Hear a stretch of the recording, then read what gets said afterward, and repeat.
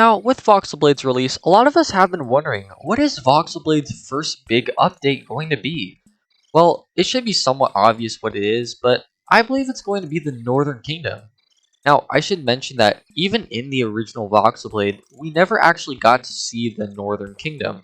At most, it was just a wide stretch of land with a bridge. So seeing the Northern Kingdom for the first time will be really interesting. But what else is going to be added? Well, let's go over some theories. First, let's go over what we know is going to be added. Starting off with some little mechanics, they are going to be adding a SP reset mechanic, which hopefully won't be Robux locked. I think it's going to be something you can craft or at least obtain from a boss that's enraged or corrupted. Moving on from that, we are also probably going to be getting a finished guild progression and continuation of the story. For the guild progressions, most guilds end at level 2, with the last quest being a work in progress related to the Northern Kingdom. So I assume that most of those guilds are going to have their quests continued. As for new quests and monsters, for those of you who have been keeping up with the Trello, you will notice that in the boss section, Emperor Mungus. While I do have some things to say about Emperor Mungus, which I will probably save for another video, we are definitely going to be getting a new boss added to the game. Another monster I believe that we will be seeing is the Glacial Snapper. If you've looked into the craftable armors, you'll notice the Cryo Steel armor. One of the items needed to craft it is the Glacial Snapper armor set.